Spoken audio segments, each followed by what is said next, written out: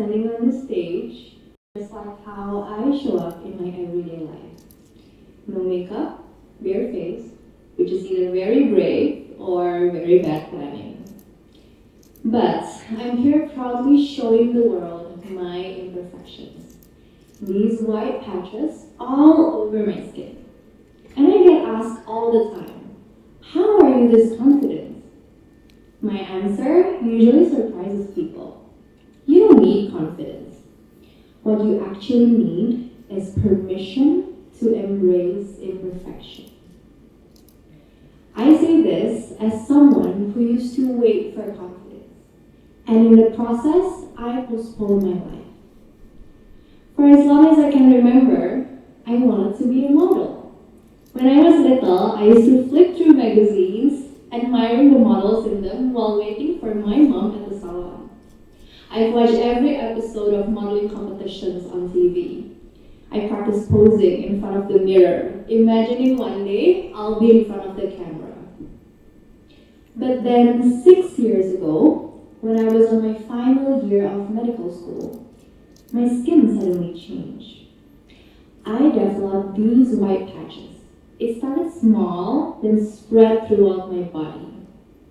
This is vitiligo, an incurable autoimmune condition. Since then, I covered up my skin with makeup every time I had to go out of the house. But most heartbreakingly for me, I buried that modeling dream. I stopped going to castings, I hid. Because there are voices inside of my head that says, no one would hire a model who looks like you. At that time, I thought my problem was confidence. But here's what's interesting.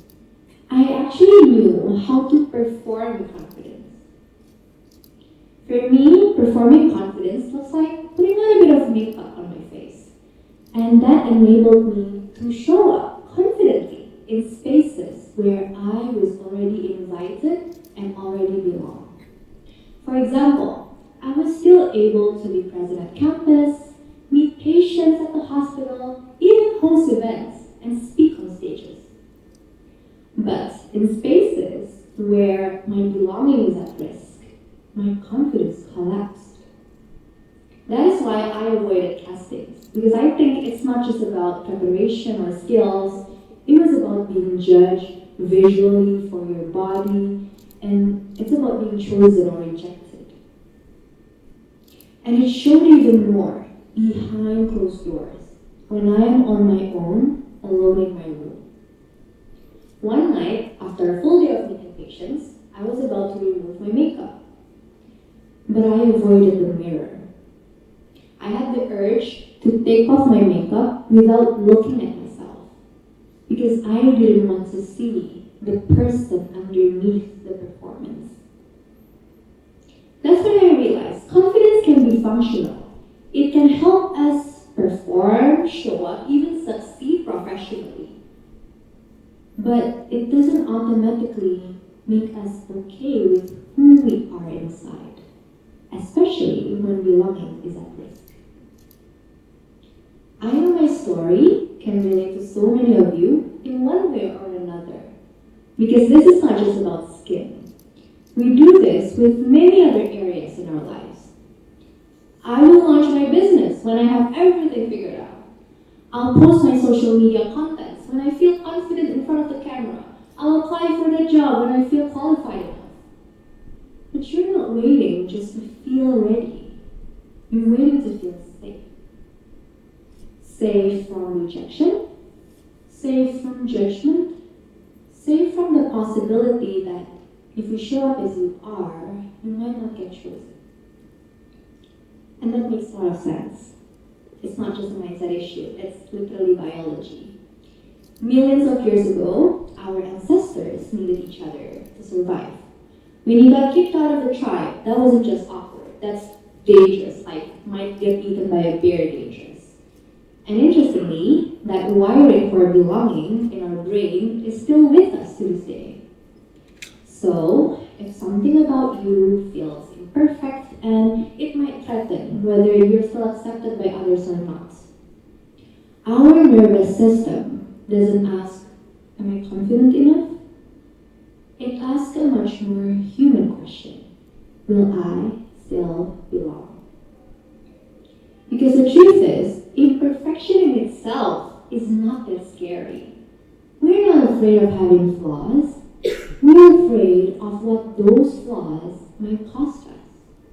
We're afraid that if we show the parts of us that aren't polished, it might cost our place in our relationships, our job opportunities, our communities, our dreams. Our nervous system is just protecting us to feel safe. Think about it. If right now you accidentally fart, but then the person next to you just laugh and say, it's okay, everyone farts, your body would relax, you're still welcome in the room, and like you still belong. It's okay. But if you know that if you fart, you would be judged and kicked out of the room, you wouldn't let yourself let out that fart, would you? This is because belonging works like a safety net. When you know that there's something beneath you, you can afford to wobble. You can afford to be imperfect. But when there is no safety net, every small flaw feels like a free fall. Belonging creates safety. And safety is what tells the nervous system, I don't need to hide. Understanding this led to an aha moment for me. I didn't need to force myself to be brave, to be ready, or even to be confident. The key to giving myself permission to embrace imperfection was rebuilding belonging. And that is with three things. Belonging to myself, belonging to my people, and belonging to my purpose. So the first place I had to come home to and meet and really belong again was myself. Not to fix myself or motivate myself, but just, first of all, meet myself. Because you know there are parts of us that you're even ashamed to see. Maybe a body part we don't like, a past mistake we don't want to admit, feelings we don't want to feel, or just parts of us we avoid meeting altogether. When we do that, we withdraw belonging from ourselves. So, I started practicing something very concrete. Every morning, I stand in front of the mirror and talk to myself. Not high-fiving or giving affirmations, simply a conversation. Some mornings, it's just, okay, you don't look good today. But that's okay. Some mornings, it's like, okay, this is what we're working with. Some mornings, it's just, okay, Sarma, no papa, you, let's go. But the point isn't what I said. The point is I don't abandon myself. I no longer avoid my reflection and my imperfection. Because that's what belonging to yourself means. It means showing up, no matter how it is. Tired, unsure, imperfect. You don't exile yourself from your own presence. So, if today there's a part of you that you've been avoiding, your body, your feelings, your thoughts, your doubts, I'm not asking you to love it, just don't abandon it. How, you may ask? You can try my mirror practice, or you can make it your own. Maybe open your camera on your phone, not to post anything or take a picture, but just simply to look at yourself. I'm serious, like take 30 seconds to just see the person on the screen. Or if you're driving home, alone in your car later, turn off the music and talk to yourself out loud. I know it sounds a bit unhinged, but trust me, those small acts matter. Because belonging to yourself and embracing imperfection, it doesn't start with grand confidence gestures. It starts by allowing every part of you feel like they belong to you. Now the second kind of belonging I learned was belonging with my people. And no, I don't mean with every single person on earth. That would be exhausting. Just like our ancestors who belong to a tribe, not to the whole world, we find safety intimacy and connection with the people who recognize us. So one day, I decided to create a social media post showing my bare face for the first time. I wasn't confident, I was terrified. But unexpectedly, I started receiving messages. Messages from people who might have felt alone too all this time. Messages like, God, we have the same skin. Those messages turned into conversations. Conversations turned into connections. And slowly, a community was formed of people who felt seen because I stopped hiding. I didn't act out of confidence. I just experimented, which led me to realize, actually, showing up imperfectly is not that scary. It's actually connective, especially with the people who are meant to connect with us in this world. Think about the people that you truly connect with, you truly trust and love. Maybe it's your partner, your family, your friends, even leaders and content creators that you trust. None of them are perfect, right? We don't love people because they're flawless. We love them because they are real. So every time I show up imperfectly and a connection is built or strengthened, it is teaching my nervous system that I don't need to hide. Here's how you can also practice belonging to your people. You don't have to create a social media post like me. Instead, choose one safe person, just one, and then share something really honest. Maybe it's like, I don't feel okay today, or usually I pretend I got this, but now I don't. And then the key is noticing what it feels like in your body, maybe in your chest, your tummy, your head. In that moment, when you show up imperfectly and you feel your body, you're not rejected, you're still accepted. That is how we teach our bodies safety and connection. And with that, we can challenge our beliefs. What if your job is not to be acceptable by everyone, but to let you show up imperfectly and let the people, like your people, find you, meet you, and stay. Now, the third kind of belonging I had to learn was with something bigger than myself, my purpose. Before you panic, I don't need a grand life mission or have everything figured out. Belonging to your purpose can be much simpler than that.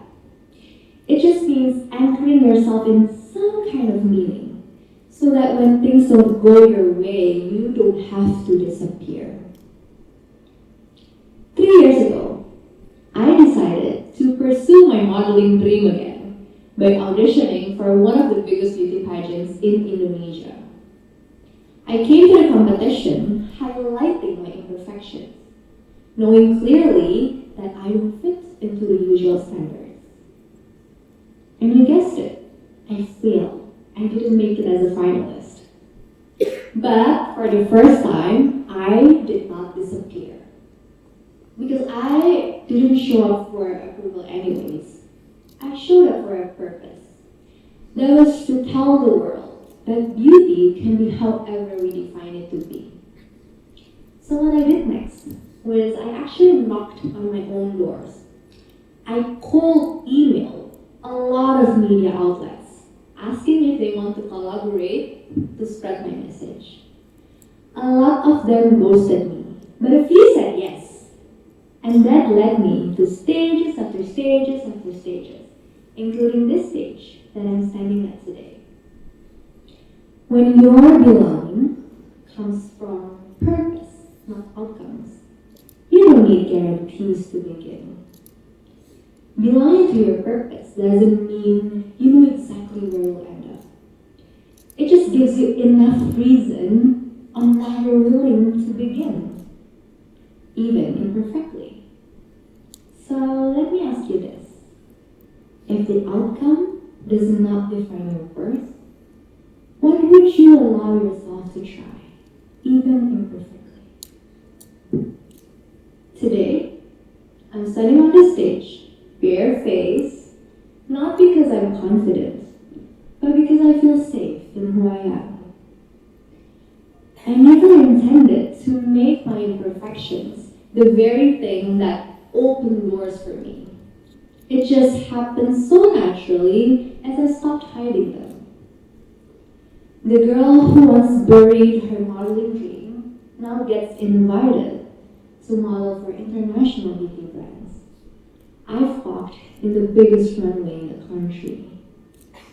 And I have never been asked to cover my vitiligo skin. I'm even asked to show it. And what is most important for me is why I'm being chosen. Not just for my appearance, but for my presence, my story, my voice. I'm not just being seen despite my imperfection. I'm being seen through them. The stars didn't align in my life when I waited for confidence. They aligned when I stopped questioning whether I deserved to belong and just showed up as I was. So maybe confidence isn't something we need to chase at all. Maybe it is simply what grows when we allow ourselves to belong, even in our imperfections. Thank you.